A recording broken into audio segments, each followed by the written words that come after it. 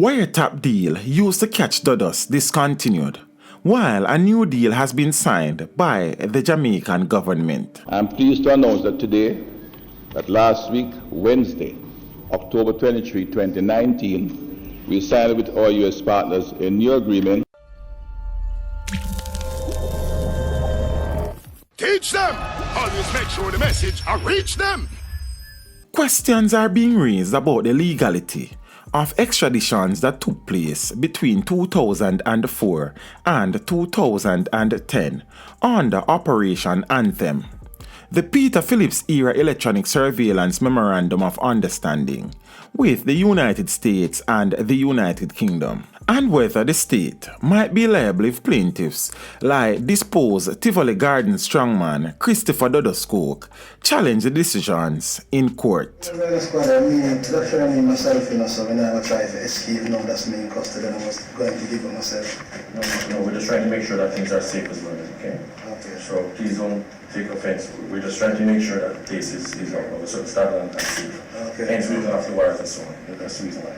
The MOUs, which were signed in 2004, allowed for the eavesdropping on telephone calls to disrupt and dismantle transnational criminal operations. It allowed the United States to intercept the communication of persons suspected of narco-trafficking, gun running, money laundering, and violent crimes associated with such offenses. Dr. Horace Chang revealed to the House of Representatives on Tuesday the 29th of October that the Supreme Court in 2018 found that the MOUs were unconstitutional, describing it as unsatisfactory and inadequate. He did not offer any details of the court matter, which may have been heard privately in chambers because of national security sensitivity. Consequently, the National Security Minister said that the government entered into a new agreement with the United States authorities on the 23rd of October 2019. We signed with our US partners a new agreement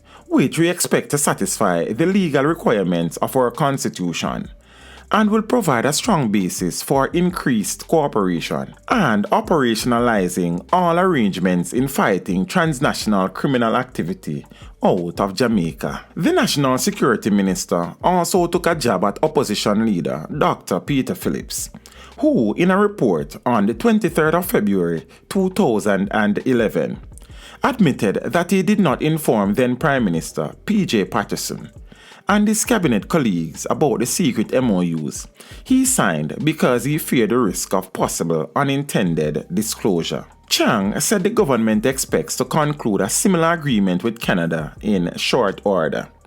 He added, however, that the Holness administration was finalizing an agreement with the United Kingdom, which will operate under a different protocol. The existence of the MOUs became public knowledge during the 2011 Commission of Inquiry into the government's handling of the United States extradition request for coke to answer drug trafficking and gun running charges. The US relied on wiretap information as evidence in the affidavits for coke's extradition, but the government argued that the wiretap evidence on which the US relied was illegally obtained in Jamaica. The US insisted that it acted legally. The issue resulted in a 9-month standoff that strained relations between Kingston and Washington, and which led to bloody firefights in the capital between the security forces and an army of men loyal to coke in 2010.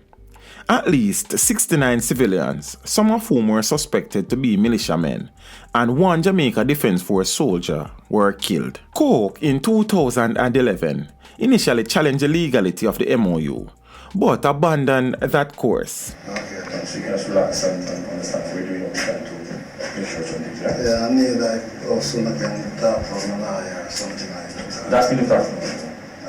He later pleaded guilty to gun running in the US, where he is serving a 23-year sentence.